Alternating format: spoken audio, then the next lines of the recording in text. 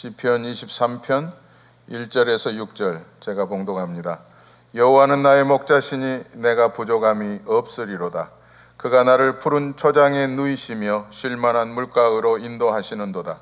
내 영혼을 소생시키시고 자기 이름을 위하여 의의 길로 인도하시는도다. 내가 사망의 음침한 골짜기로 다닐지라도 해를 두려워하지 않을 것은 주께서 나와 함께 하심이라. 주의 지팡이와 막대기가 나를 안위하시나이다. 주께서 내 원수의 목전에서 내게 상을 베푸시고 기름으로 내 머리에 바르셨으니 내 잔이 넘치나이다.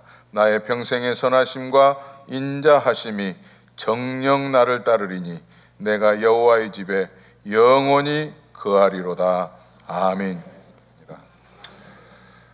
어느 목사님이 선교 헌신 예배에 초대를 받아서 설교 본문과 제목을 달라는 전화를 받았습니다. 시편 23편 1절에서 6절 본문을 주고 제목은 여호와는 나의 목자시니 이랬습니다. 그랬더니 다음은요 이렇게 묻더라는 겁니다. 그거면 됐지 뭐가 더 필요해? 알겠습니다 하고 시간이 되어서 그날 집회에 갔는데 안내위원이 주보를 주어서 보니까 깜짝 놀랐습니다. 여호와는 나의 목자시니 이렇게 불러줬는데 그 이어진 제목이 길더라는 겁니다. 그거면 됐지 뭐가 더 필요해? 그런데 목사님이 이게 잘못된 것이지만 맞단 말이에요. 오늘 본문은 이렇게 시작을 합니다. 여호와는 나의 목자시니 내가 부족함이 없으리로다. 우리는 종종 이민 와서 살면서 이단들이 가가호 방문을 하면서 이렇게 전도 행위를 하는데 제가 아는 집사님이 허겁지겁 저희 집 문을 두들기면서 목사님 왜 그러냐고 나가보았더니 두 젊은 사람이 와서 뭐라고 묻는데 제 귀에 들리는 것은 이런 질문을 하는데 답을 못했어요. 뭐냐고 그랬더니 하나님의 이름이 뭐냐고 묻는데 목사님 그게 뭡니까? 그렇게 물어보는 거예요. 아니 하나님의 이름은 성경에 여러 군데 나오잖아요. 근데 그 대표적인 하나님의 이름이 뭐죠?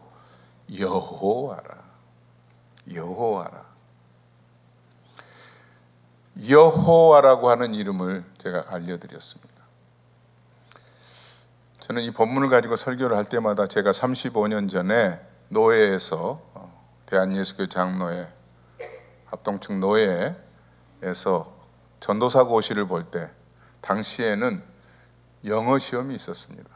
그래서 영어 시험이 3가지가 나왔는데 그 중에 한 문제가 시편 23편 1절의 전반부 여호와는 나의 목자시니를 영어로 쓰라는 겁니다. 한번 써보세요. 근데 그때 문제를 내시고 감독을 하신 한성교회 상도동 한성교회 김진택 목사님께서 한 답안지를 들고 우리에게 어찌 보면 야단을 치기 위해서 가지고 나오신 거예요. 못 쓴 사람도 있겠고요. 제대로 쓴 사람도 있었지만 잘못 쓴 사람 차라리 이렇게 쓰려면 쓰지 말라는 식으로 이제 가지고 나왔는데 여호와는 나의 목자시니 하면 우리가 쉽게 쓸 때에는 God is my shepherd 이렇게 쓰거든요. 셰퍼들은 잘 귀에 안 들어와도 세파트는 그냥 귀에 들어올 거예요. 세파트 God is my shepherd예요. 근데 그 답안지를 뭐라고 썼느냐면 God is my cowboy 이렇게 써놨다는 거예요. cowboy. 그러니까 이제 이 목사님이 우리의 하나님 그분 선한 목자 되신 그분은 카우보이가 아니고 세파트다는 거죠. 그러면서 카우보이와 세파트의 차이점을 알려준 거예요. 카우보이는 말을 자기의 필요에 따라서 말이 제 실력을 다 발휘하면 그 말이 자기의 소유로 그 말을 사용하지만 실력이 못 미치고 병들고 그러면 말을 처분해버리는 거죠. 카우보이는 가지고 있을 이유가 없는 거죠. 그러나 선한 목자 되신 우리 하나님은 우리를 아들의 생명을 내어 바치면서까지도 자녀 삼으신 이후에 비록 우리가 병들고 뒷걸음질 치고 불편한 행동을 하나님의 마음을 아프게 하더라도 하나님은 카우보이가 말을 처분하듯이 하지 않는 분이 여호와 하나님이라는 사실입니다. 그러므로 여호와 하나님은 나의 선한 목자가 되어 주신다는 거예요. 오늘 이 본문의 1절은 전체 2절에서 6절까지의 내용의 총 이렇게 주제입니다. 타이틀이에요. 오늘 타이틀의 1절과 6절은 하나님을 여호와라고 지칭하고 있습니다. 여호와라는 말을 우리는 그냥 성경을 읽을 때 쉽게 이렇게 읽어요. 여호와는 나의 목자시니. 그렇지만 당시 경건한 신앙인들은, 그리고 지금도 주이시 크리스찬들이나 유대인들은 이 히브리어로 여호와가 나오면은 쉽게 읽지 않습니다. 마치 당시 그 유대 문화나 우리 한국의 전통적인 문화 같아요. 우리 네 아버지 이름이 뭐냐 물으면 김자, 성자, 득자 그러지 김성득이에요 이렇게 얘기 안 하잖아요. 마찬가지로 하나님의 이름이 무엇이냐 하면 그들은 여자, 호자, 와자입니다 이렇게 하는 게 아니고요. 안 읽어요. 안 읽는 게 아니고 못 읽죠. 그 거룩하신 이름을 어떻게 천한 우리의 입술로 그 하나님의 존귀하신 그 거룩하신 이름을 어떻게 부를 수가 있겠습니까? 그래서 잠시 멈추고 마음에 옷깃을 가다듬으면서 아도나이 이렇게 읽고 넘어갑니다. 이렇게 우리 하나님의 이름 여호와는 존귀하신 그분이라고 하는 사실입니다. 여호와의 이름을 잘 설명하고 있는 것이 창세기 15장에 있는 말씀인데요. 아브라함과 하나님이 약속을 하시면서 비록 지금은 자식이 없지만 하늘의 무별처럼 바다의 모리알처럼 내가 너에게 상속자를 줄 것이다. 이 땅을 너에게 줄 것이다 하고 아브라함에게 하나님이 일방적으로 약속을 하시니까 이 아브라함이 못 믿어요. 우리도 법정에서는 구두로 한 것은 안 믿잖아요. 문서가 있어야 되잖아요. 아브라함도 눈으로 보고 싶은 게 있었던 것 같아요. 분명히 어떤 하나님의 그 약속을 좀 보고 싶습니다 이런 마음이 있어서 그랬는지 창세기 15장 8절 이후에 보면 무엇으로 알리까 묻습니다. 그랬더니 하나님이 3년 된 암염소와 또 3년 된 소와 산비둘기와 집비둘기를 가져다가 쪼개라. 가운데를 쪼개놓고 솔개가 지나갈 때 먹지 못하도록 자꾸 날려보내는데 어두운 해가 질 때 연기가 나면서 하나님이 햇불이 지나가더라 이렇게 얘기를 합니다. 쪼개고라고 하는 히브리어 단어의 의미는 약속하다 이 말이에요. 이 여호와라고 하는 이름은 이 구절보다 더 잘 설명해 준 곳이 없어요. 여호와는 일방적으로 아브라함에게 약속하셨던 것처럼 하나님께서 이삭과 야곱과 아브라함에게 하신 그 약속, 그리고 다윗을 통해서 이어지는 그 약속들, 그리고 다윗의 혈통을 통해서 나신 예수 그리스도를 통해서 우리에게 죄 용서해 주심하고 하신 그 약속들을 봐라, 이것들이 쪼개져서 해풀이 지나가는 것처럼 내가 안 지키면 나도 쪼개질 것이다. 하나님 자신이 일방적으로 하신 약속이에요. 그 여호와 하나님이 여러분들의, 우리의 주인이요, 우리의 내일의 소망이요, 우리의 안위를 지켜주시는 분이기 때문에 우리는 부족함이 없다는 신앙 고백이 이 아침에 이 예배 중에 여러분들의 영혼을 털어내서 하나님 앞에 들려드리기를 주의 이름으로 축원합니다. 여호와는 나의 목자시니, 요즘은 새 번역은 아쉬울 것이 없도다, 이렇게 번역하고 있는 거예요.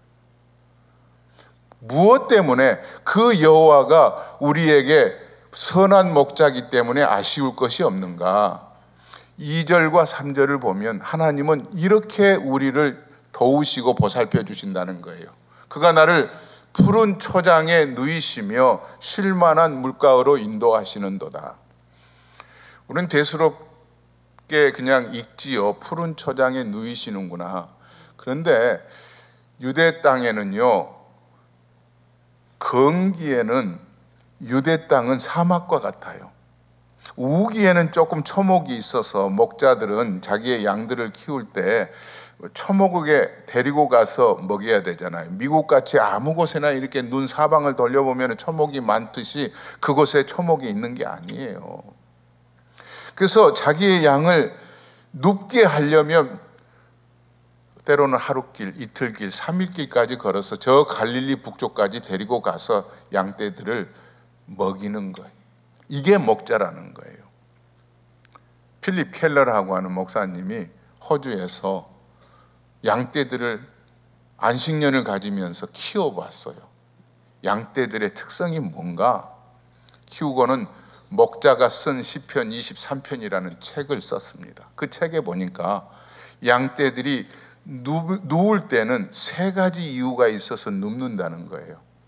하나는 두려움, 근심, 걱정이 없을 때 눕고요. 또 하나는 자기를 잡아먹으려고 하는 온수, 맹수가 없을 때 눕고요. 또 하나는 배부를 때 눕는다는 거예요.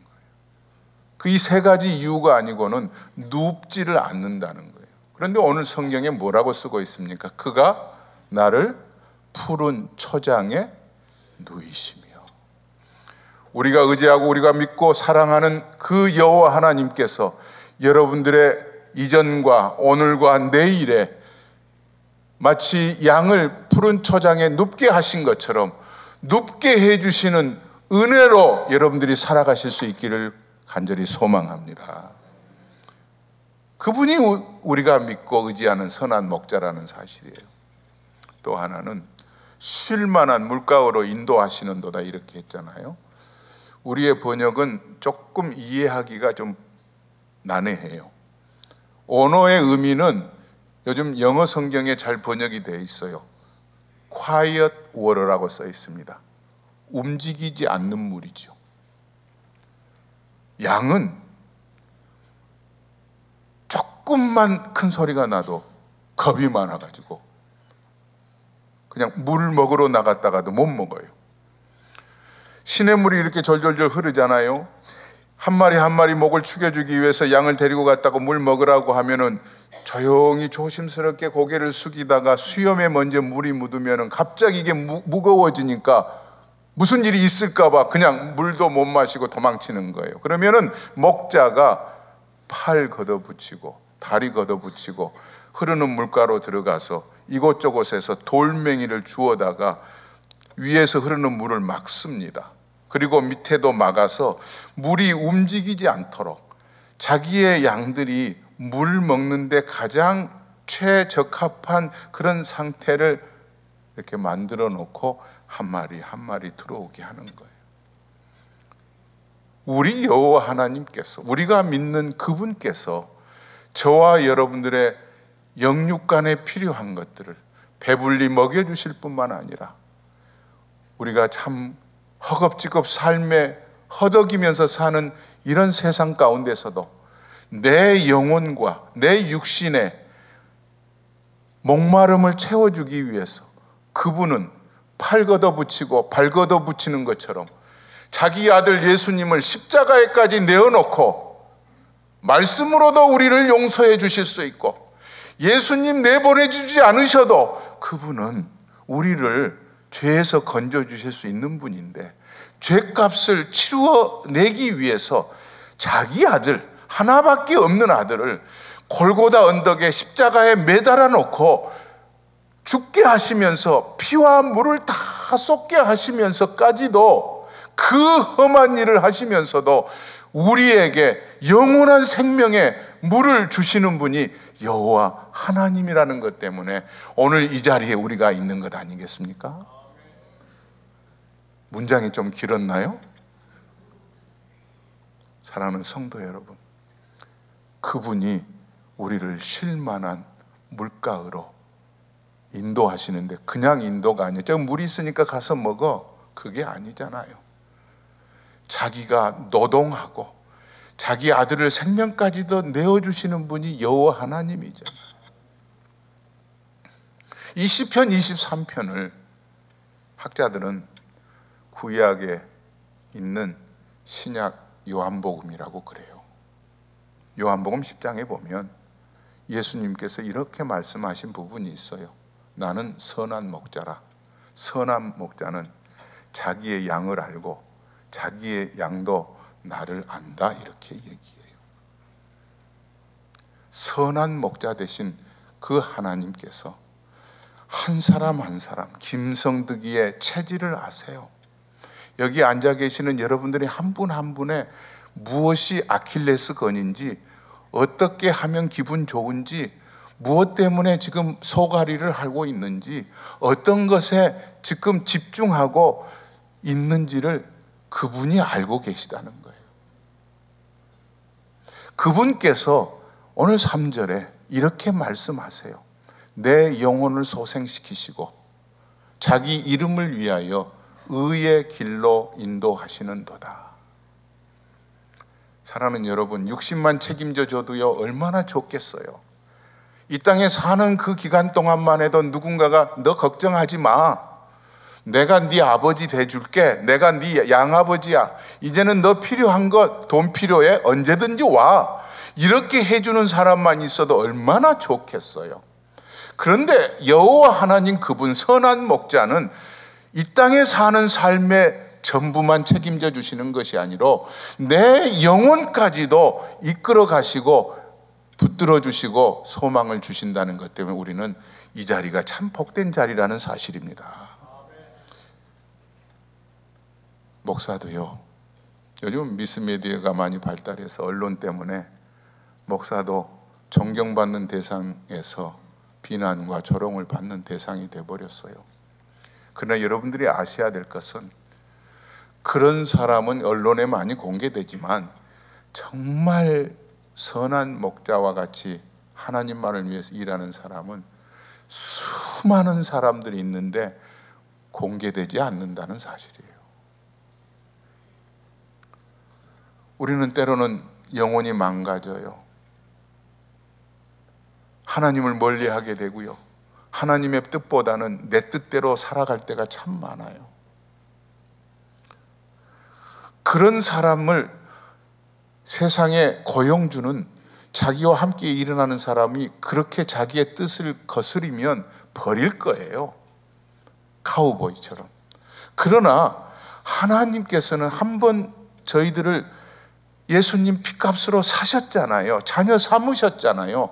이름 석자를 아시잖아요. 이름 석자를 안다는 것은 내 마음의 형편과 처지와 뭐가 필요한지를 아시는 분이 그분이시잖아요. 그분이 우리의 영혼이 망가지는 것까지도 아시는 거예요. 저놈 교회 잘 안 다니는구나, 저 사람 참 예수님 멀리 떠나 있구나, 그래서 깨뜨려져 있고 부서져 있고 질밟혀져 있고 하나님과 등져 있고 교회는 앉아 있지만 마음 중심은 세상에 있구나 하는 것을 우리는 잘 몰라도 그분은 아시고, 그분께서 손을 내미셔서 피 묻은 손으로 질그릇을 빚으시듯이 아담을 빚으셔서 흙으로 빚으셨다가 생기를 부어서 사람이 되어 하나님의 형상으로 지음받은 참 온전한 사람을 만들듯이 저와 여러분들의 영혼을 소생시켜 주신다는 말씀이에요.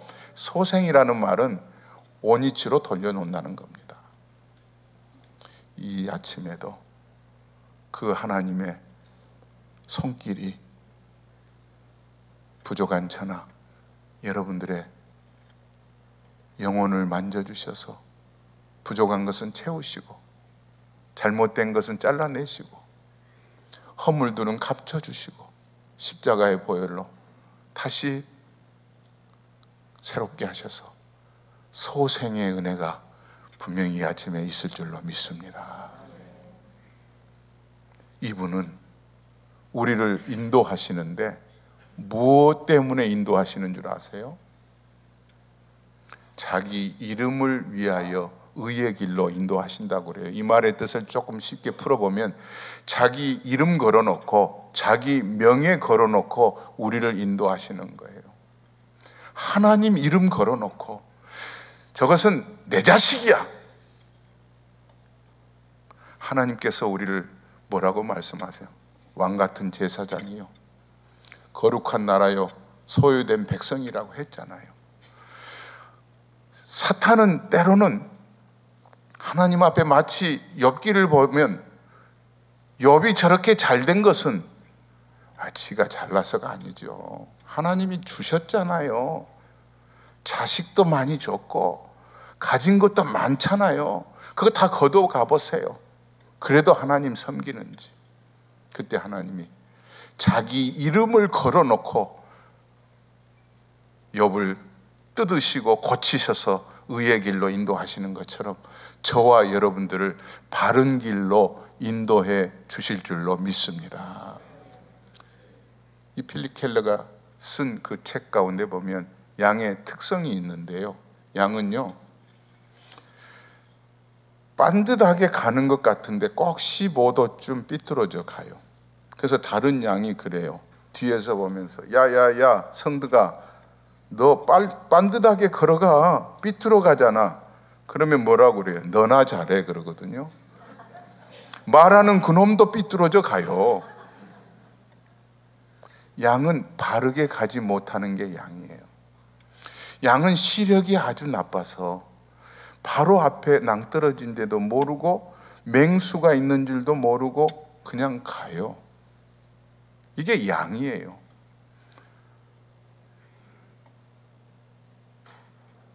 이스라엘에서 가장 큰 욕이 뭔 줄 아세요? 이 양 같은 놈아. 이게 큰 욕이에요. 양이 고집이 얼마나 센지 몰라요. 우리를 양 같다고 그러잖아요. 여기 고집 없는 사람 누가 있겠어요? 그죠? 그거를 4절에 보니까 내가 사망의 음침한 골짜기를 다닐지라도 해를 두려워하지 않는 것은 주께서 나와 함께 하심이라. 주의 지팡이와 막대기가 나를 안위하시나이다. 양이 고집이 세서 잘못된 길을 갈 때 목자는 두 가지의 도구를 가지고 양떼들을 이끄는데 하나는 막대기고 하나는 지팡이예요. 지팡이보다 막대기가 조금 더 짧고요, 지팡이는 껍데기가 이렇게 굽어 있어요. 이 막대기는 어느 때 사용하느냐 하면은 이렇게 양 우리의 양 한 마리가 이제 오후가 해질 적에 한 마리씩 들어가면 목자는, 선한 목자는 자기 양을 알아요. 이놈이 배불리 먹었나, 어디가 아픈가, 눈이 안 좋은가. 그러다가 수를 세보다 한 마리가 없으면 찾으러 가는 거예요. 어디쯤 가면 어디가 있을 줄도 알아요. 왜냐하면 이름을 알기 때문에. 그놈은 꼭 고스톱을 좋아해. 그놈은 뭐가 꼭 예수를 잘 믿는데 꼭 거기에 가 있어.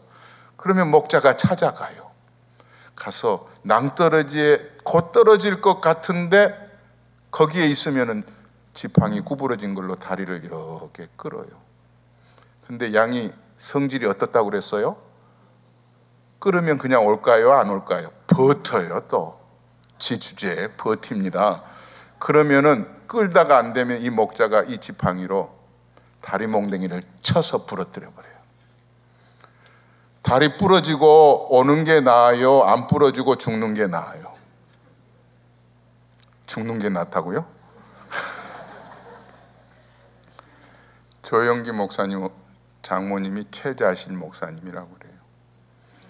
그분의 아들들이 지금은 목회를 잘하고 있지만 그 청년 때 군대에 가 있는데 어머니 귀에 들리는 게 너무너무 신앙생활을 안 하는 거예요. 그러니까 이 어머니가 기도를 합니다. 불광동의 그 천막에서 기도를 하는데, 하나님 아버지, 아무개 아들 턱조가리가 부서지더라도 주님 앞으로 돌아오게 하세요. 간절히 기도했습니다. 얼마가 지나서 연락이 왔습니다. 아들이 사고가 났습니다. 가서 보니까 턱조가리가 부서졌다는 거예요. 그분의 글에 나와요. 기도를 해도 잘해야 되겠다 이렇게 말씀하시더라고요. 그러나 사실 턱조가리가 부서져고라도 주님 앞으로 돌아오니 얼마나 축복이에요. 우리가 살아가다 보면은 양이 고집이 있는 것처럼 바르게 간다고 하는데 비뚤어지게 가고, 예? 시력이 약해가지고 당장에 떨어질 것 같고, 거기에도 고집이 있어서 오라고 그래도 안 오고, 지 좋은 대로 가고, 기분 좋으면 교회에 오고 열심히 봉사하고, 그럴 때 다리가 부러져서라도 하나님께서는 저와 여러분들을 늘 품에 안으시기를 원하시는 분이 그분이라는 사실이에요. 자기 명예를 걸어놓고, 교회 명예가 아니에요, 가문의 명예가 아니에요, 여호와 하나님의 이름을 걸어놓고 여러분들을 의의 길로, 옳은 길로, 하나님이 기뻐하시는 길로 인도하시는 분이 여호와 하나님 목자 되신 그분이라는 것을 믿으시기를 바랍니다. 그러므로 오늘 다윗은 자기의 신앙 고백으로 오늘 5절 6절에서 지난날 하나님을 열심히 믿었는데도 어려움을 많이 당했어요. 아들로부터 반역을 당하고, 그래서 불평했던 그런 시들을 다윗이 시편에 여러 군데 이렇게 심정을 털어놓고 기록해 놓고 있어요. 왜 악한 자가 잘 됩니까? 하나님은 뭐 하고 계십니까? 그러다가 지난날을 보면서 이렇게 고백하잖아요. 주께서 내 원수의 목전에서 상을 베푸시고 내 머리에 기름을 바르셨으니 내 잔이 넘치나이다. 지나놓고 보니까 그 원수들 앞에서 하나님이 나에게 이렇게 왕관 씌워주시는군요. 역시 나는 하나님의 자식이군요. 때로는 힘들고, 때로는 사막을 지나는 것 같고, 때로는 건강 상태가 안 좋아지고, 때로는 가정이 크고 작은 어려움들이 있었지만 그 모든 과정이 여호와 하나님이 우리의 주인이신 것을 확인시키기 위한 하나님의 섬세한 작업이셨군요. 거기까지만 인도하시는 것이 아니라 오늘 6절에서 이렇게 마무리를 짓습니다. 나의 평생의 선하심과 인자하심이 정녕 나를 따르리니 내가 누구 집에? 여호와 집에. 1절에서 여호와라고 그랬어요. 함부로 부를 수 없는 그 이름, 여호와의 집에 영원히 거하리로다. 그 여호와. 송아지를 쪼개놓고 새들을 쪼개놓고 해가 질 때 햇불을 지나가면서 내가 너 사랑한다, 내가 하늘의 뭇별과 같이 바다의 모래와 같이 내 자식을 많이 있게 해주겠다 약속하신 그 하나님, 아브라함에게 하신 그 약속이 오늘 또 저와 여러분들의 삶에 내가 너를 주의 지팡이와 막대기로 안위해 주시겠다, 여호와의 집에 영원히 거하게 해주시는 그 하나님의 선한 목자 되심이 여러분들의 삶의 위로와 축복이 되기를 주의 이름으로 축원합니다.